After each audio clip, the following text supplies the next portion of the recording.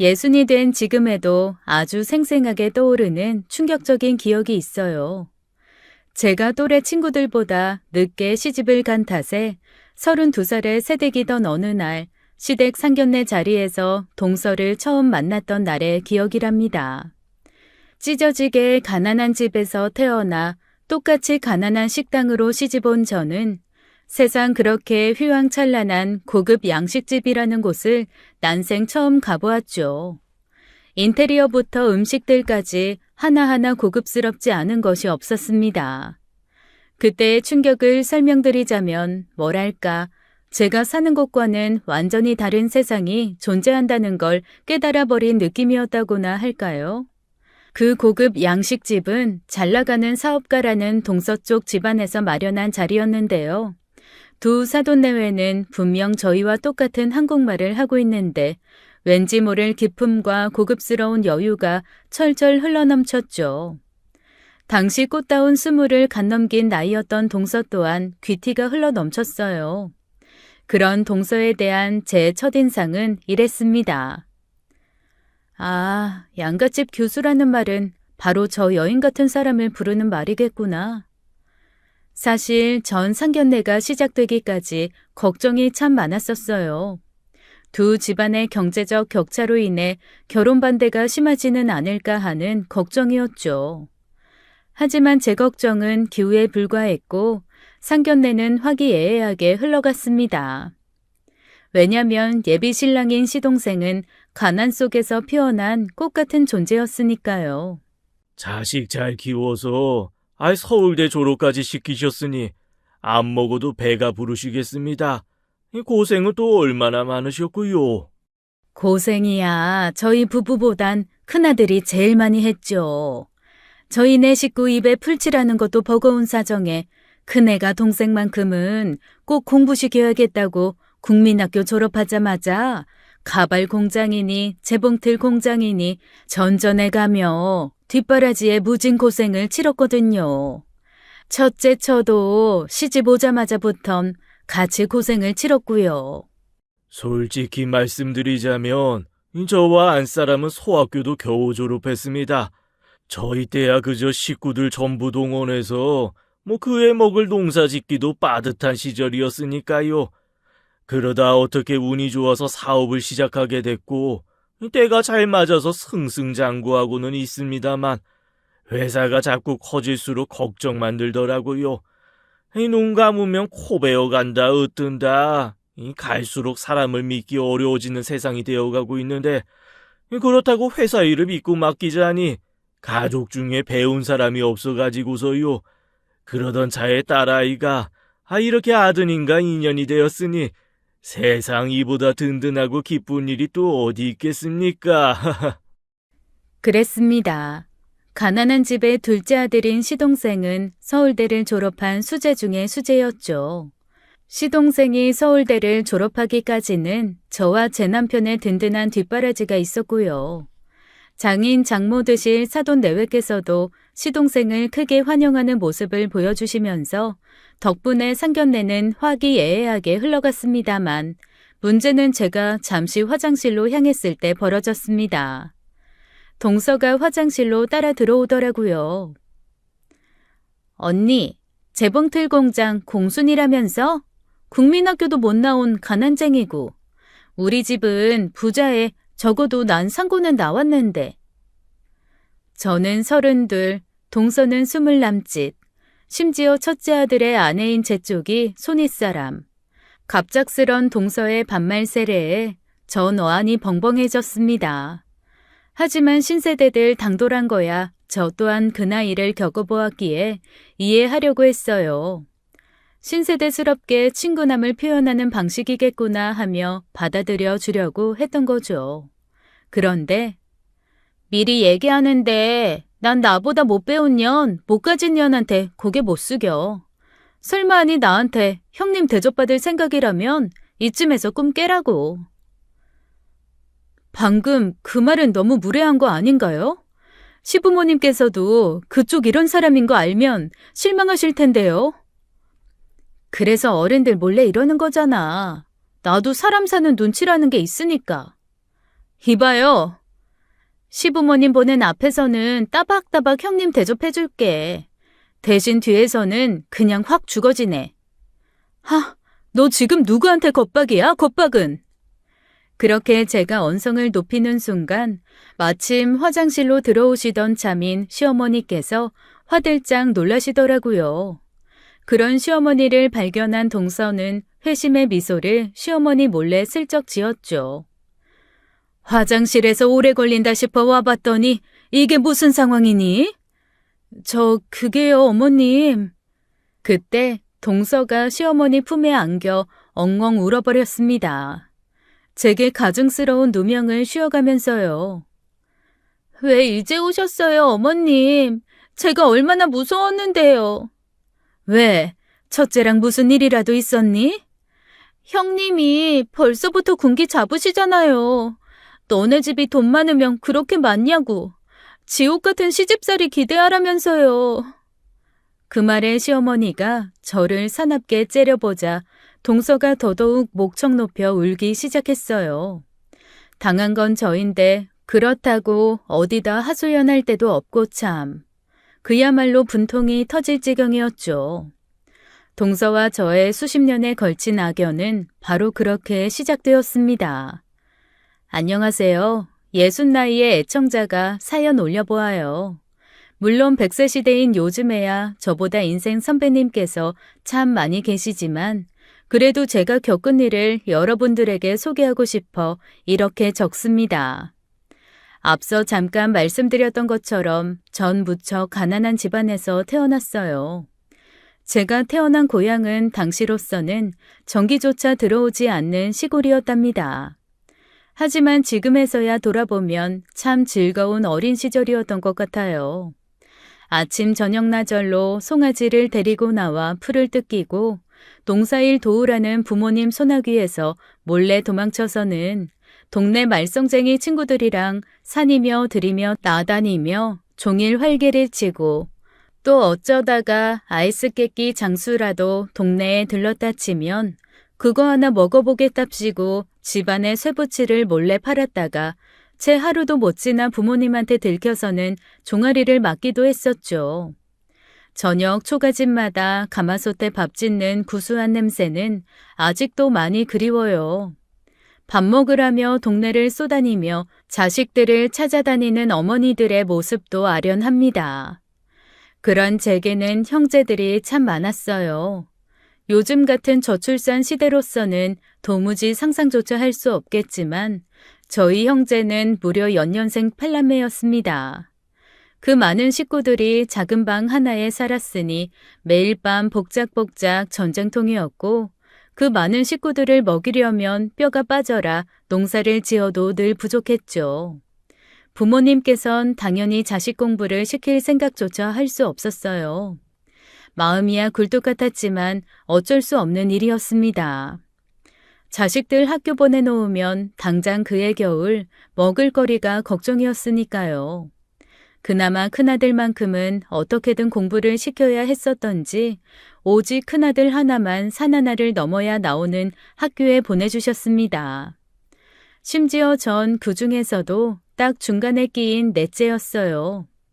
위로는 언니 오빠들을 챙겨야 하고 또 아래로는 동생들도 챙겨야 하는 넷째 말이에요. 그러다 보니 전 부모님에게서 늘 제일 나중순이가 되어버리기 일쑤였죠. 특히나 유일하게 공부하는 큰오빠의 뒷바라지는 늘 제가 도맡아야만 했습니다. 큰오빠의 교복을 다림질하다 태워먹은 날에는 저 정말 부모님께 쫓겨날 뻔했다니까요. 제가 고향을 떠난 이유도 바로 큰오빠의 뒷바라지 때문이었습니다. 예순이, 이리 앉아보거라. 얘기 좀 하자. 죄송합니다. 잘못했어요. 왜? 너 오늘 또 무슨 짓 벌였냐? 그게 아니라 아버지가 얘기 좀 하자고 할 때는 저 혼내실 때니까요. 안심하렴. 오늘은 그런 얘기를 하자는 게 아니야. 그럼 뭔데요? 네 큰오빠 말이다. 고등학교를 보내야겠는데 학교 선생님 말씀으로는 서울로 보내는 것이 좋을 것 같다고 공부를 솔찬히 잘하는 모양이다. 어쩌면 우리 집안에서도 큰 사람 하나 나올 수도 있겠다더구나. 순간 전 불길해졌고 그 직감은 바로 적중했어요. 예순이 네가 오빠 따라서 서울 가서 공부 뒷바라지를 좀 해줘야겠다. 공부만 시키면서 키운 녀석이라 밥이며 빨래며 아무것도 할 줄 모르잖냐. 사내 놈 손으로 집안일 시키기도 그렇고. 그때 전 그러겠다고 순순히 대답할 수밖에 없었습니다. 제가 싫다고 거절해 본들 옛날 분이신 아버지의 고집을 꺾지 못할 건 뻔할 뻔짜였으니까요. 그렇게 전 정든 친구들을 두고 큰오빠를 따라 서울로 향하게 되었죠. 제가 떠나던 날 저와 친구들은 울음바다가 되었습니다. 그 중에서도 옆집 까까머리 소년이 유독 슬퍼했어요. 이렇게 가면 언제 돌아와? 글쎄, 아마 큰오빠 장가 가서 내가 뒷바라지 안 해도 되는 날? 세상 참 치사하다. 이러는 게 어딨어. 맨날 너한테만. 어쩔 수 없잖아. 우리 아버지 고집 알면서. 그럼 있잖아. 내가 서울 갈까? 서울에서 우리 다시 만날래? 너가 서울은 왜? 나한테도 꿈이라는 게 있는데 여기 시골에선 이루기 어려운 꿈이야. 대한민국을 먹여 살리는 부자가 되고 싶거든. 눈을 빛내며 말하는 까까머리 소년이 저에게 어찌나 곱디곱게 보이던지 그날 전 까까머리 소년과 뜨거운 악수와 함께 약속을 나누며 헤어졌습니다. 서울에서 꼭 다시 만나자고요. 그렇게 큰오빠를 따라 서울로 올라온 저는 처음엔 밥, 빨래, 청소 등 집안일만 뒷바라지하면 되었어요. 하지만 오래 지나지 않아 친정에서 보내오던 큰오빠의 학비가 뚝 끊겨버렸죠. 고향 마을에 아주 크게 흉작이 들었기 때문이었습니다. 심지어 그 시절의 고등학교는 지금처럼 의무교육이 아니었어요. 매달 학비를 내지 않으면 학교를 다닐 수가 없었던 거죠. 전 결국 오빠의 학비를 마련하기 위해 재봉틀 봉제 공장에 취직해야만 했습니다. 그 시절 재봉틀 봉제 공장의 환경은 참으로 열악했어요. 쥐꼬리만한 월급이 밀리기는 다반사였고 매일 밤늦게까지 야근을 강요받았으며 선후배 사이의 위계 질서가 아주 살얼음 판이었습니다. 막내인 제가 작은 실수라도 하나 저지르는 날에는 선배 언니들의 외마디 욕설과 함께 날성 가위가 제게 집어 던져졌어요. 과장이 아니라 정말로 가위가 날아들었습니다. 상황이 이러니 몰래 따로 불려나가 선배 언니들한테 따귀를 맞는 일은 차라리 양반일 지경이었죠. 이처럼 온갖 고생고생을 해가며 학비를 대는 저를 보며 큰오빠는 참 많이 미안했던 모양이에요. 그래서 오빠는 수시로 코피를 쏟아가며 거의 매일 새벽같이 공부에 열중했죠. 그 결과 어쩌면 그렇게 좀처럼 꼴찌를 놓치지 않는 법이 없는지 참. 알고 보니 오빠는 아버지의 기대처럼 특출난 수재가 전혀 아니었습니다.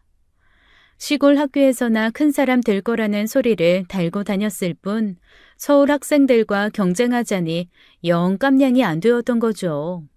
아무리 죽어라 공부해도 쫓아갈 수 없었던 큰오빠는 결국 제게 특단의 대책을 내놓았어요.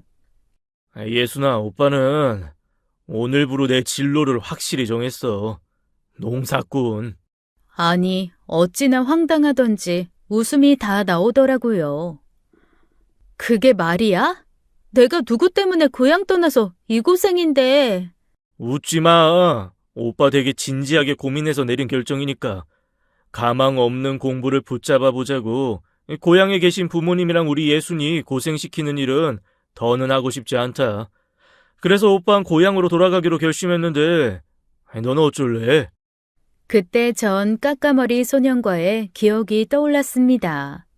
고향을 떠나며 서울에서 꼭 다시 만나자고 약속했던 까까머리 소년과의 약속 말이에요. 당시의 저로서는 왜 그 기억이 떠올랐는지는 알 수 없었지만 한 가지는 확실했죠. 나 고향 안 갈래, 오빠. 서울에 있고 싶어. 지금도 많이 힘들잖아. 혼자 남으면 앞으로 더 많이 힘들어질 거야. 그래도 괜찮겠어? 응, 이유는 아직 잘 모르겠는데, 그냥 지금 내 마음이 서울을 떠나고 싶지가 않아. 그러자 한참을 고민하던 큰오빠가 대답했습니다. 그럼 우리 예순이 마음 끌리는 대로 해. 공부 실패한 거랑 너 두고 혼자 내려간 것까지 오빠가 다 책임지고 다 몽둥이 맞아줄게. 아무 걱정하지 마. 그렇게 큰오빠는 고향으로 되돌아갔고, 저는 서울에 남아 재봉틀 공장 공순이 생활을 이어갔는데요. 그동안 적어도 한 달에 한 번씩 붙여오던 까까머리 소년의 편지가 어느 날부터인가 서서히 뜸해지더니 결국엔 소식이 끊겨버렸습니다. 그래서 제가 까까머리 소년의 안부를 궁금해하던 차에 고향에서 큰오빠의 엽서가 도착했어요. 고향 소식을 줄줄이 전하는 큰오빠의 엽서 속에는 까까머리 소년의 이야기도 섞여 있었죠. 간밤에 멀쩡히 저녁 인사를 나누었던 소년네 일가가 자고 일어나 보니 감쪽같이 실종되어 버렸다고요. 그래서 마을 이웃들 모두가 걱정이라고요. 마음이 허전해졌고 소년이 걱정되었고 당황스러웠습니다. 하지만 어쩌겠어요. 저는 이미 서울에 혼자 남아버렸고 이제 와서 뒤늦게 고향에 되돌아갈 수 없게 되어버린 것을요. 그렇게 전 서로 잘 살아있다면 언젠간 소식이 닿겠지 하는 마음으로 재봉틀 공장 일을 억척같이 이겨내었습니다. 그렇게 어느덧 20대 중반이 되었어요. 또래 친구들은 다들 시집장가 가 있을 나이였죠. 20대 초중반에 다들 결혼해 가정을 꾸리던 시절이었으니까요.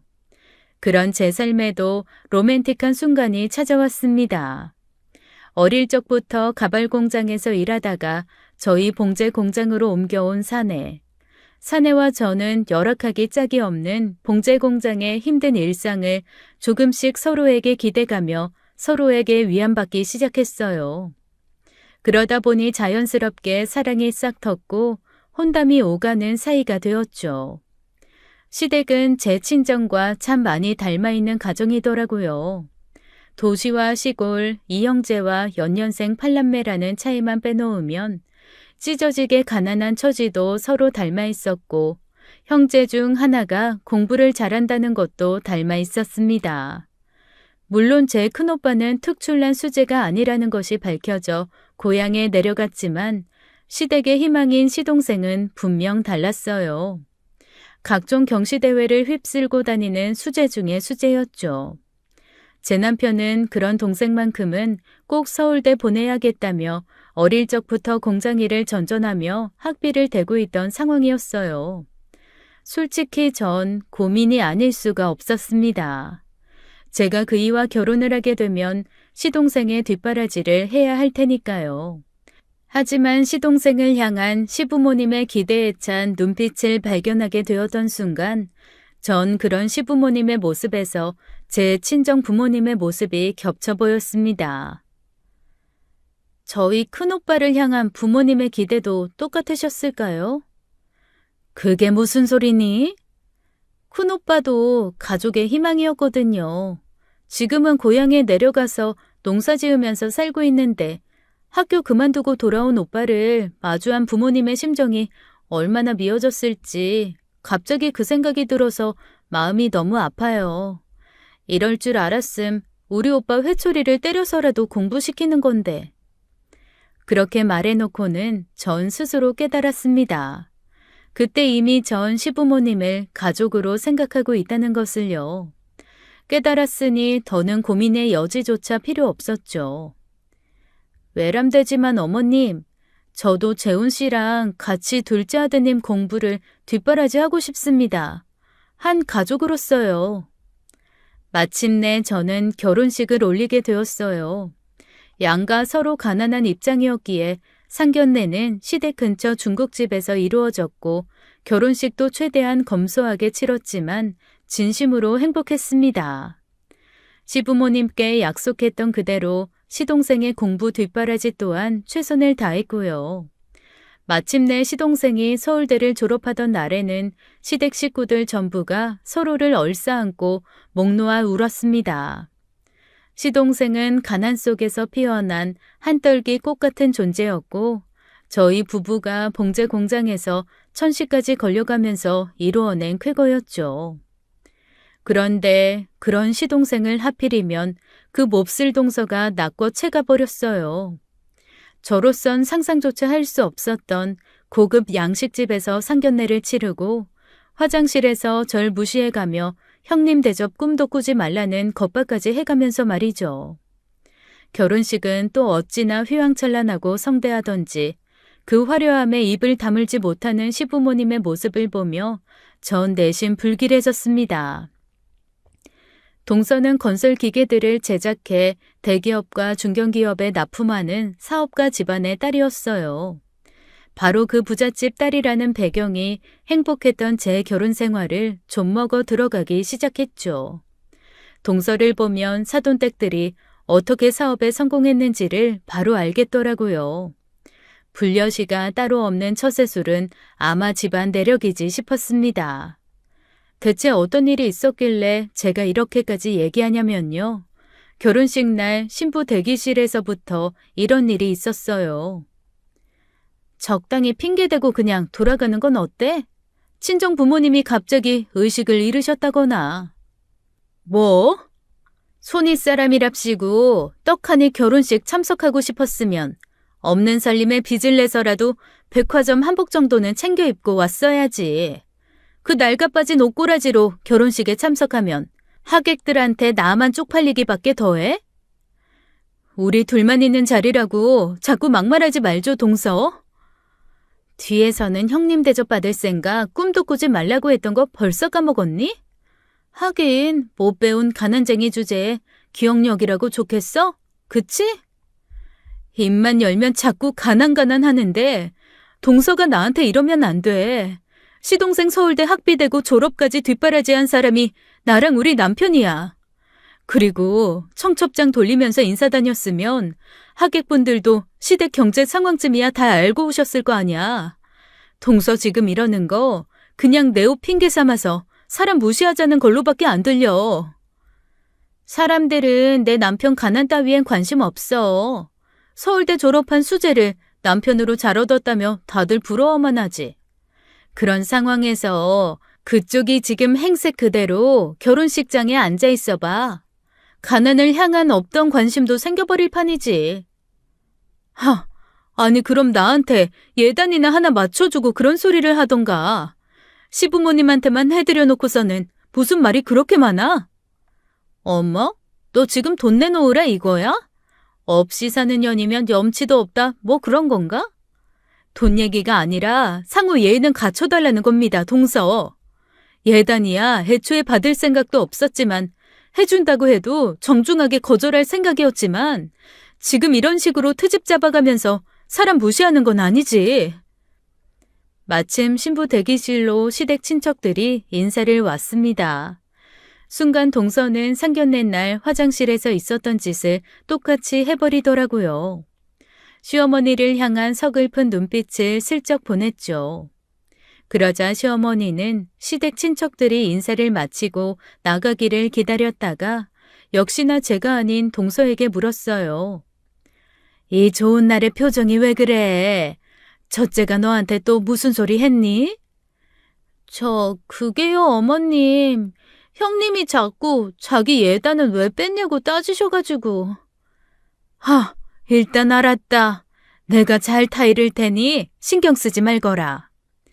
그렇게 대답한 시어머니께서는 절 아무도 없는 계단으로 불러내셨습니다. 차라리 나한테 따지지 그랬니? 예단은 부모한테만 하자고 내가 먼저 제안했던 거잖아. 가난한 시댁에 벌써부터 친정재산에 군침 흘린다는 얘기 듣기 싫어서. 사돈댁들 체면이 있어서 성대한 결혼식까지는 막지 못했지만 아무리 그래도 네가 이러면 시부모 체면이 뭐가 되겠느냐고. 예단 때문 아니었어요. 저 그런 거에 욕심도 없고요, 어머님. 그냥 동서가 자꾸 저한테 반말하면서 되바라진 행동을 하길래 상호 예의는 지켜달라는 말을 했을 뿐이라고요.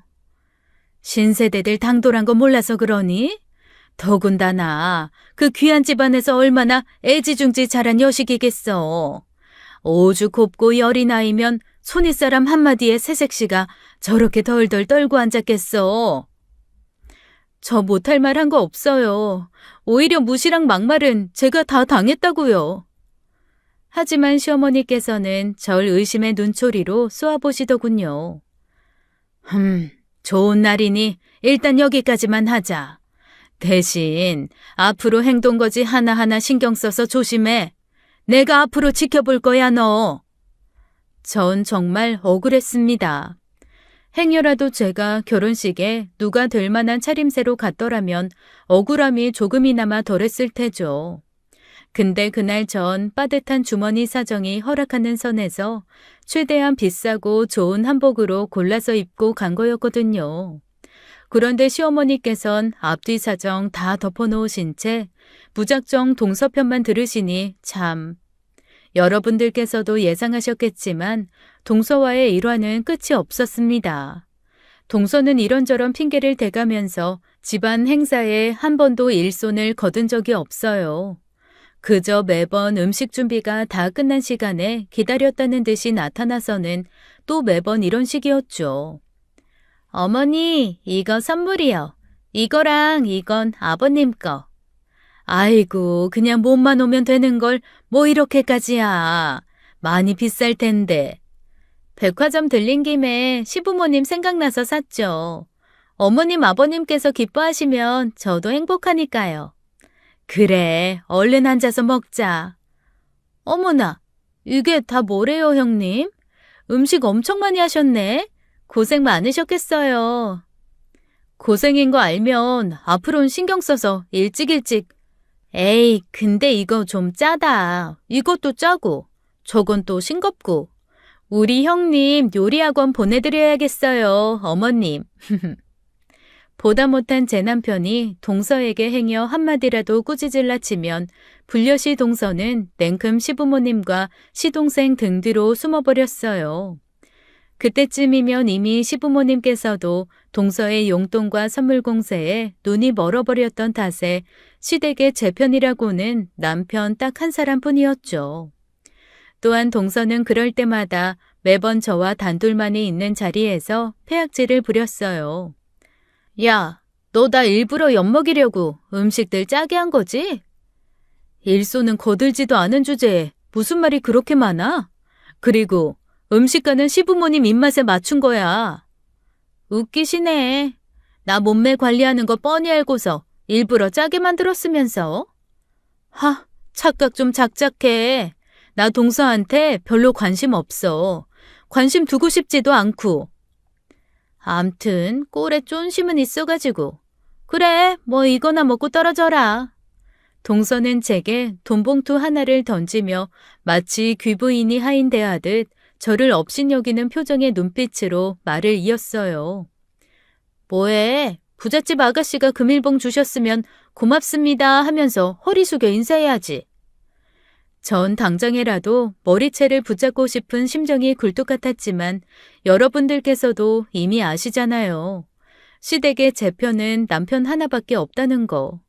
싸워봤자 결국엔 저만 누명을 뒤집어 쓸 일이 뻔하다는 거.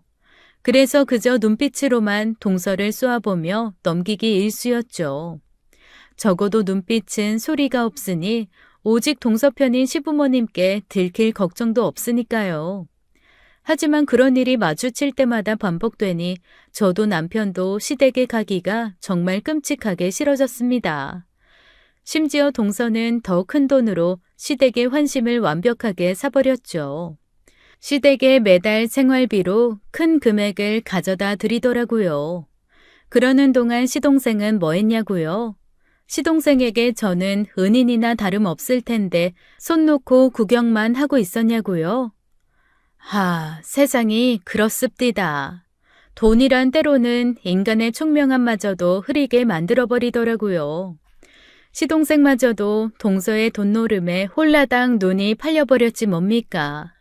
제 편이 되어주기에는 동선의 재산이 너무도 많았기 때문이었어요. 사돈댁네 회사의 이사로 임명이 되고 지분의 일부를 미리 넘겨받기도 했고요. 그래서 시동생은 동서처럼 내놓고 절 무시하지도 않지만 그렇다고 은인인 저를 돕지도 않는 방관자가 되어버렸습니다. 그렇게 어영부영 시간이 흘러버렸어요.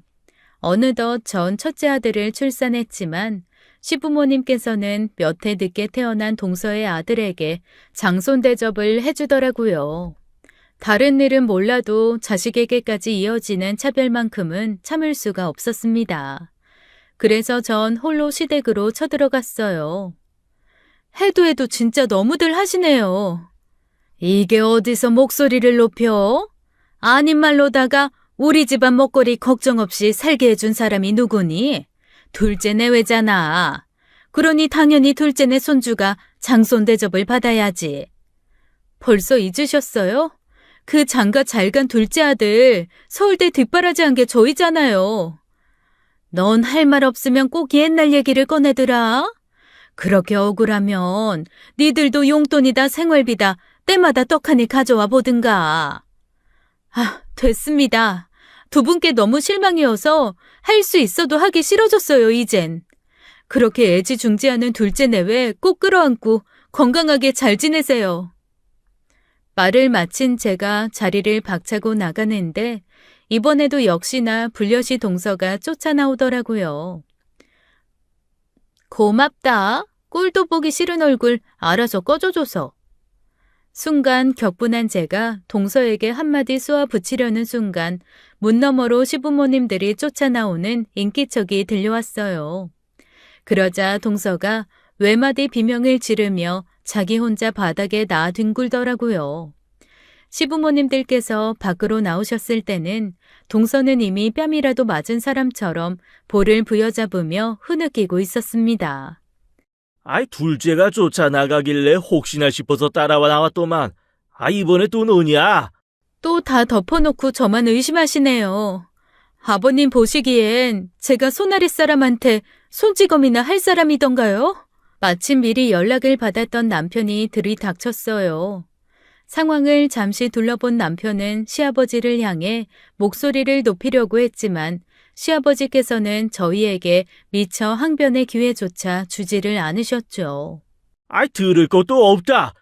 꼴도 보기 싫으니 네 저 데리고 썩 꺼져버리거라. 앞으로 우린 큰아들 없는 셈 치고 살란다. 결국 저와 남편은 이를 박박 깔며 시댁을 떠나야만 했는데요. 그 순간 전 목격하고야만 말았습니다. 동서가 시부모님 몰래 저에게 승리의 미소를 날리는 모습을요. 이후로 한동안 저는 동서의 승리의 미소가 자꾸 꿈에 나와 밤잠을 설치기 일쑤였어요. 하지만 사람이라는 게 얼굴 안 보고 사니까 슬슬 무뎌지더라고요. 저와 남편은 빠르게 일상을 되찾았고 저희 가족만의 행복을 찾아 나아가기 시작했어요. 그런데 그 잔인한 소식이 도착한 건 저희 부부가 중년을 훌쩍 넘긴 어느 날이었습니다. 남편이 혼자 출장을 다녀오던 길에 사망했어요. 급성 심근경색이었던 탓에 미처 손써볼 겨를도 없었죠. 긴 시간 만에 남편의 장례식장에서 제외한 시부모님은 많이 늙었더라고요. 시동생과 동서 또한 제법 나이를 먹은 때가 났습니다. 그래서 전 시부모님과 동서가 뭔가 좀 달라졌을까 하는 기대를 품었습니다만 사람은 그리 쉽게 변하는 게 아니더군요. 시부모님께서는 저와 남편의 손님은 거들떠도 보지 않으셨어요. 오로지 동선의 손님들만 지극정성으로 대접했을 뿐입니다. 오가는 이야기를 듣자 하니 시동생이 동선의 집 회사를 완전히 물려받았다고 하더라고요. 무척이나 서러웠습니다. 그놈의 돈이 뭔데 장례식장에서마저 사람을 차별하는지 제 상식으로는 도저히 이해할 수가 없었습니다. 그런 장례식 상황이 이상하게 보이기는 고향 친구들도 마찬가지였던 모양이더라고요.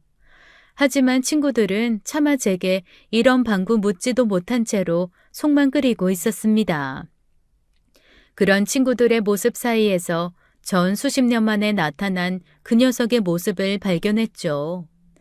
대한민국을 먹여 살릴 부자가 되겠다면서 서울에서 꼭 다시 만나자며 약속했었던 그 까까머리 소년이 중년을 훌쩍 넘긴 모습으로 허름한 정장과 함께 나타났어요.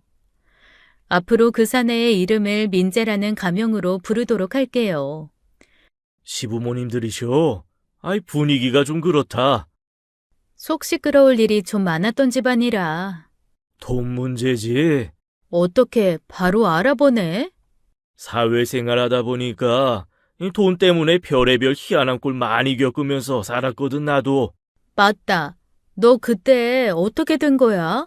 이웃들이랑 멀쩡히 저녁 인사 나누었던 너네 가족이 자고 일어나니까 감쪽같이 실종됐었다고.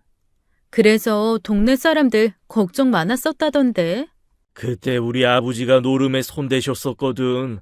아, 그러니 어째 빚쟁이들 피해서 감쪽같이 도망치고 숨어 살 수밖에 없었지 뭐. 그런 일이 있었구나. 어린 나이에 고생 많았겠다. 고생도 참 많았고, 아이, 난 어떻게든 빚 갚아보려고 죽어라 열심히 살았고, 뭐 아무튼 나 젊을 적에 이미 다 정리된 일이야. 지금은 전부 괜찮아. 예기치 못한 민재의 방문은 제게 큰 위안이 되었습니다. 하지만 불려시 동서와의 악연은 아직 끝난 것이 아니었죠.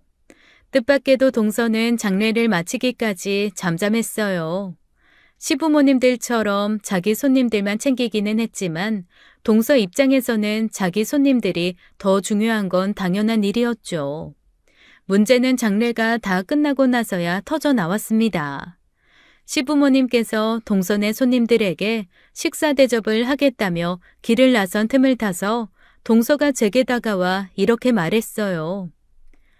시동생 사회적 체면을 한 번이라도 생각해봤다면 장례식장 좀 좋은 걸 잡았어야지. 우리 손님들한테 내가 얼마나 쪽팔렸는지 알아? 없이 살았다 자랑하는 것도 아니고. 결혼식 때랑 똑같은 소리를 짓거리고 있네.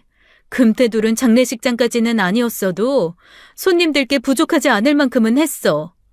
음식이다 뭐다 우리 형편에서는 최대한 예의 갖춰서 신경 쓴 거라고. 그래 뭐 그렇게 생각해. 세상엔 불우이웃이라는 것도 존재하는 법이니까. 그때 장례식 내내 빈소를 지켜주었던 그 남자 민재가 다가왔어요. 보아하니 꽤나 사는 집 따님 같은데, 에이, 얼마나 대단한 집안인지 모르겠지만 이거 하나는 똑똑히 알아두쇼. 그놈의 돈, 그건 무섭게 생각해야 돼. 돈 휘둘러가면서 사람 업신 여기다가는 돈 때문에 패가 망신하는 수가 있어. 그러자 동서는 코웃음이나 피 흘리며 유유히 가버렸어요. 하지만 제게는 그 순간이 근래 들어 가장 통쾌한 순간이었습니다. 물론 잠시간의 통쾌함 뒤에는 남편을 떠나보낸 슬픔이 들이닥쳤지만요. 배우자를 잃은 슬픔이라는 게 뭐래도 쉽게 잊혀지지 않더라고요.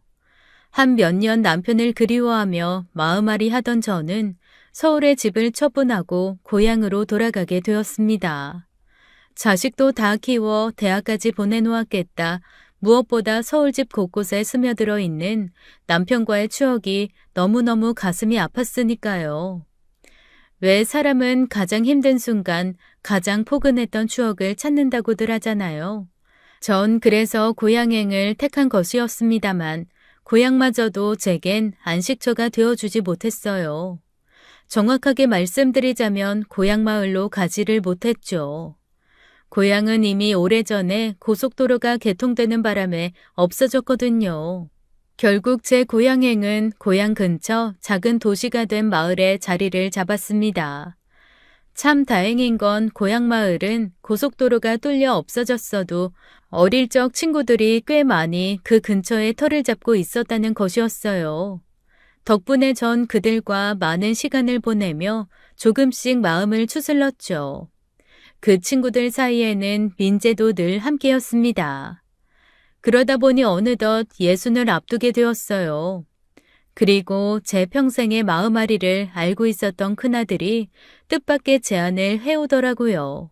엄마, 이 대한민국에 미련 없지? 갑자기 그게 무슨 소리니? 돈 있는 사람은 대접받고 돈 없으면 천대 받는 현실이 지긋지긋할 거잖아. 그래도 엄만 후회스러운 삶은 아니었다고 생각해. 물론 마음고생이야 많았지만 세상 돈 무섭지 않을 나라가 어디에 있을 것이며 또 자식들이 이렇게 잘 자랐는데 세상 부러울 게 뭐 있다고. 나한테 귀한 사람 대접받으면서 살 수 있는 기회가 주어졌다면요. 아들이 귀한 사람 대접받으면 부모인 엄마도 귀한 사람 대접받는 거잖아. 대체 무슨 일인데 그래? 프랑스 쪽 회사에서 스카우트 제의가 하나 들어왔어요. 조건도 좋고 무엇보다 나를 많이 탐내하는 눈치야. 그니까 엄마, 나랑 같이 프랑스로 이민 갈래요? 동생들이랑 다 데리고. 순간 제 팔자에 역마살이 끼어있나 싶었습니다. 큰오빠의 공부 뒷바라지를 위해 서울로 딸려 올라왔다가 까까머리 소년 민재와의 약속이 생각나서 서울에 남기를 선택했었고 남편을 여윈 이후로는 마음의 안정을 찾아 고향 근처로 돌아왔는데 이제는 바다 건너 프랑스까지 떠나자는 이야기가 나왔으니까요. 하지만 선뜻 결정할 수 있는 일은 아니었죠. 60씩이나 돼서 이역만리 타국에 적응하기란 만만치 않을 테니까요. 건강도 한창 때만큼은 아니어서 혈압약과 혈당약을 매일 챙겨 먹어야 하는데 의료보험이 제일 잘 되어 있는 나라가 대한민국이기도 했습니다. 그래서 전 처음엔 이민에 대해서 부정적인 입장이었는데요. 제가 큰아들과 함께 이민을 떠나기로 결정한 건 또 그놈의 불엿이 동서 때문이었습니다. 제 휴대폰에 저장되어 있지 않은 번호로 전화가 걸려오더라고요. 전화를 받아보니 동서였죠. 어떻게 잘 지내시나? 우리가 서로 안부 챙기던 사이는 아니었던 걸로 아는데 이 번호는 또 무슨 번호고? 내 번호로 전화해봤자 안 받을 것 같아서 꼭 해주고 싶은 자랑이 있거든. 들을 생각 없으니까 끊어. 하는 찰나 동서가 혼자서 제멋대로 자랑질을 해대기 시작했습니다. 전 사람이 어디까지 추악해질 수 있을지 확인이나 해보자는 심정으로 묵묵히 듣고만 있었어요. 우리 막내 아들이 남편 닮아서 아주 똑똑하잖아. 이번에 미국 명문대 대학원에 입학했어. 경영학 박사 학위까지 취득시킨 다음에 귀국시켜서 우리 회사 대기업으로 만들 거야. 자식 잘 키운 덕분에 대기업 사모님 소리 들으면서 사는 거지. 부럽지? 부러워 죽겠지? 그치? 전혀 안 부럽고 이유나 물어보자. 나한테 이렇게까지 지독하게 구는 이유가 뭐야? 너도 인간이라면 일말의 양심 정도는 있을 거 아니야.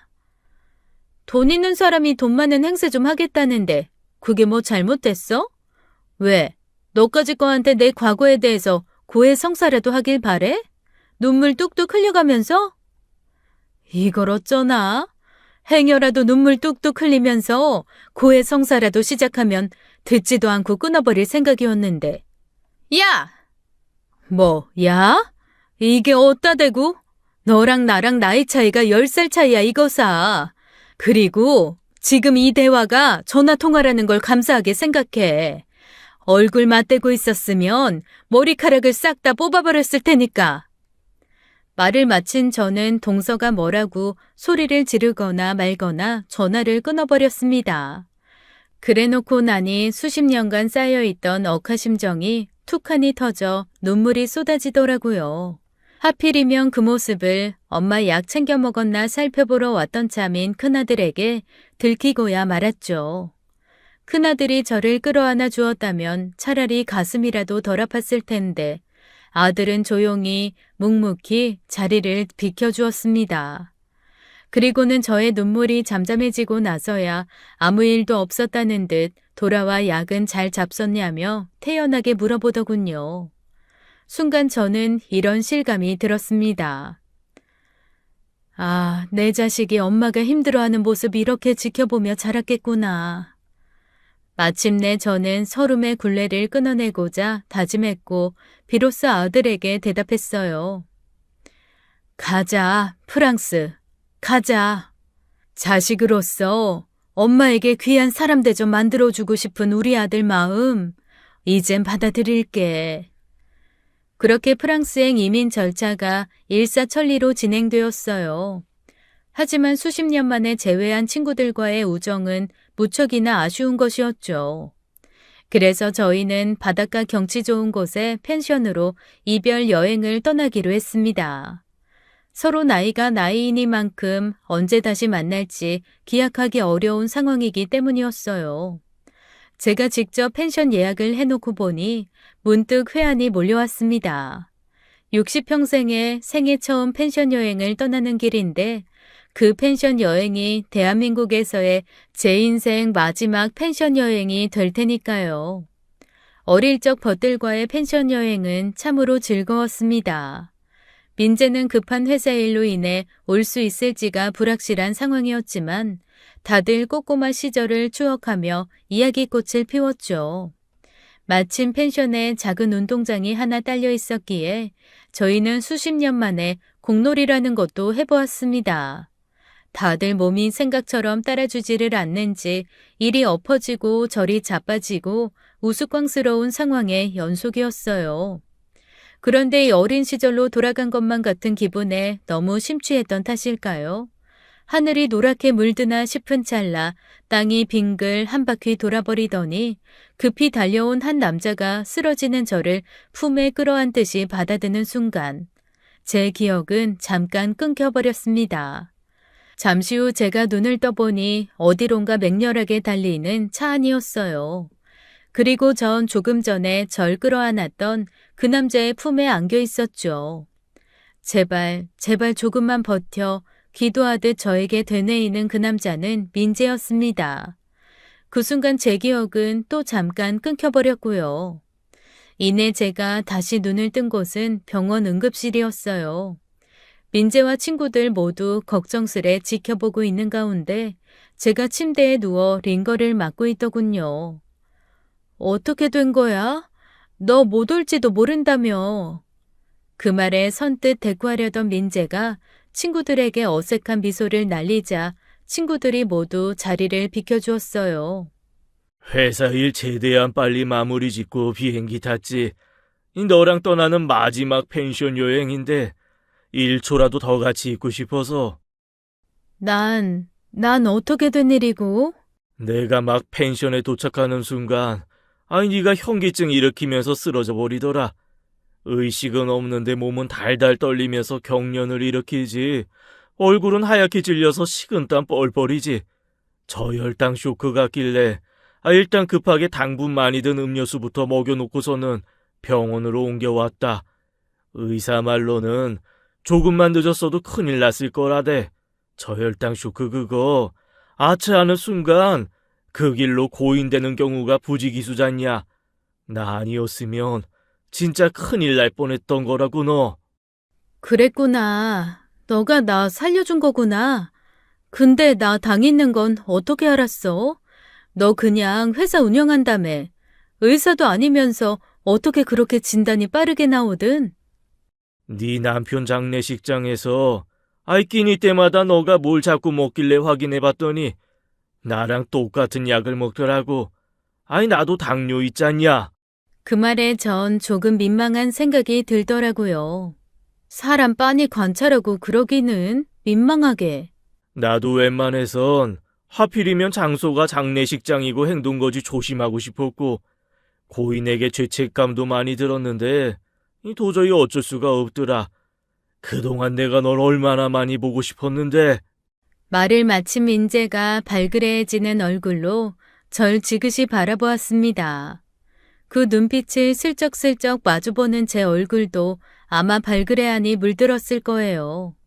심장이 두근두근하니 뛰었고 마치 어린 시절로 돌아간 것 같은 설렘을 분명 느꼈으니까요. 그리고 내 어릴 적 첫사랑이 바로 그대였어, 애순아. 전 잠시 아무런 대꾸조차 하지 못했습니다. 마치 시간이 그대로 멈춰버린 것만 같았죠. 하지만 제 머릿속에는 민재와의 추억이 주마등처럼 흘러갔어요. 그리고 그 추억은 서울에서 꼭 만나자는 민재와의 약속을 지나 제가 그 약속을 떠올리며 서울에 남기를 택했던 장면에서 멈추었습니다.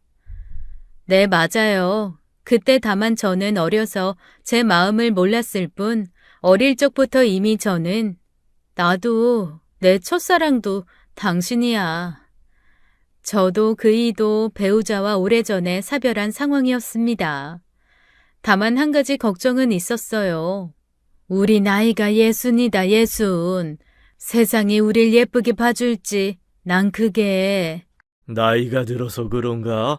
아이, 젊을 땐 몰랐는데 바다 중에 노을이 제일 좋더라고. 저물어 가는 아름다움이 지금 우리 삶과 닮았으니까. 김예순 여사님, 아름다워집시다. 우리 같이. 다행스럽게도 양가의 자식들 모두 저희의 결합을 환영해 주었어요. 특히나 제 큰아들은 엄마의 아름다운 황혼을 곁에서 꼭 지켜보고 싶다면서 프랑스행 스카우트제의를 거절하고 대신 국내 다른 좋은 회사로 이직까지 단행했죠. 그렇게 저희의 황혼 언약식은 아주 성대하게 치루어졌습니다. 과거 동서의 결혼식과는 비할 데 없는 화려함이었죠. 서로 연락닿는 지인들을 모두 초대해 최고의 예우를 갖추어 대접했고요. 그리고 그 지인 중에는 떨떠름한 표정을 감추지 못하는 불려시 동서도 끼어 있었습니다. 사실 그 자리는 민재, 아니 그이가 동서로부터 저를 지켜주기 위해 일부러 성대하게 마련한 자리였거든요. 아니나 다를까 언약식이 끝난 뒤에 동서가 제게 다가왔습니다. 주제치고는 너무 과분한 사치 아닌가? 갑자기 봉이라도 잡으셨대? 하지만 굳이 제가 맞설 필요는 없었죠. 이제 제 곁엔 그이가 있으니까요. 돈으로 사람 무시하다가는 이 돈 때문에 패가 망신할 거라는 경고를 허투루 들었던 모양입디다. 얼씨구, 센 척은 아주. 왜? 그러는 그쪽 노인네는 뭐라도 좀 되나? 제 어릴 적 꿈은 이 대한민국 전체를 먹여 살리는 부자가 되는 것이었습니다. 뭐 그 정도까지 이루진 못했지만 저희 회사가 먹여 살리는 직원들이 얼마나 많은지 잠깐 생각만 해도 뭐 썩 부족하지는 않게 이룬 셈이죠. 말을 마친 그이가 의미심장한 미소를 지으며 명함을 건네자 비로소 그이의 정체를 마주한 동서가 사지를 벌벌 떨며 사색이 되고야 말았습니다. 이제 어떤 사람인지를 좀 알아보시겠습니까? 어릴 적 그이는 아버지가 노름에 손을 대어버린 탓에 가족들과 함께 야반도주에 숨어 지내야만 했어요. 이에 맏아들이었던 그이는 어떻게든 빚을 갚아보기 위해 온갖 공사판들을 전전하며 막노동을 해야만 했었죠. 그러던 중 그이는 중동 건설 파견 근무를 떠나게 되었습니다. 생사가 오가는 사막에서 치열하게 벌어 모은 돈으로 그이가 가장 먼저 한 일은 자신을 파견 보낸 건설회사에 주식을 사모으는 것이었어요.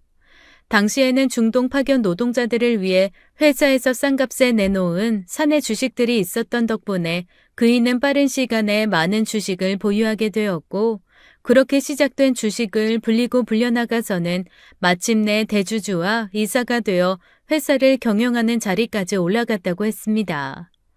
또한 그 회사는 업계에서 힘있기로 알아주는 중견 건설 기업이었죠. 그런 그이의 성공이 동서를 사색으로 몰아넣은 이유는 간단했어요. 동서 내외가 운영하는 사업이 건설 기계를 제작해 납품하는 회사였고, 그이가 대주주와 이사로 재직 중인 기업이 바로 동서내 회사의 핵심 거래처였습니다. 사업이라는 게 그렇더라고요. 핵심 거래처가 거래를 끊어버리면 다른 거래처들 또한 줄줄이 거래를 끊어버린다죠. 저렇게 큰 기업이 거래 끊을 정도면 무슨 문제 있는 회사라는 소린데 하는 불안감 때문이라더라고요. 한마디로 그이가 입김만 훅 불면 그날로 동선의 회사가 풍비산행이 될 수 있는 상황이었던 겁니다. 회사는 풍비박산이 된 다음에는 뻔한 상황이죠. 작은 회사면 또 몰라도 돈 크게 굴리던 회사를 말아먹은 사장 내외에게 주어질 건 어마어마한 어음과 빚더미밖엔 없으니까요. 행여 동선의 아들이 제 아무리 미국에서 경영학 박사를 취득한다고 해도 귀국한 동선의 아들에게 펼쳐질 현실 또한 평생을 가야 갚을까 말까한 부모의 빚더미 뿐이겠죠. 다만 저와 친구들은 그이의 성공 이야기를 저희가 서로의 마음을 확인한 이후에서나 알았습니다. 그이가 평소 10년 넘은 양복을 단벌로만 입고 다니는 등 워낙에 검소했던 데다가 자기 자랑을 좀처럼 하지 않았기 때문이었습니다. 다시 언역식 이야기로 돌아와서 그이가 사색이 돼 달달 떠는 동서를 다그쳤어요. 굳이 제 개인적인 악감정으로 귀하의 회사에 해악을 끼칠 생각까지는 없습니다만 저도 인간인지라 이 자리에서 제 사람에게 성심성의껏 사과하지 않는다면 그땐 제가 직접 최선을 다해서 거래를 끊어버리겠습니다. 대주주, 이사, 거기에 사내 원로로서의 권위까지 모조리 동원해서라도. 그러자 하얗게 질려버린 동서가 제 앞에 무릎을 꿇더니 울며불며 애원했습니다. 죄송해요, 형님. 사실 저희 집이 원래부터 잘 살았던 건 아니었어요. 제가 어린 시절부터 부모님 사업이 성공하기까지 쥐구멍 같은 단칸방에 새들어 사는 처지였습니다.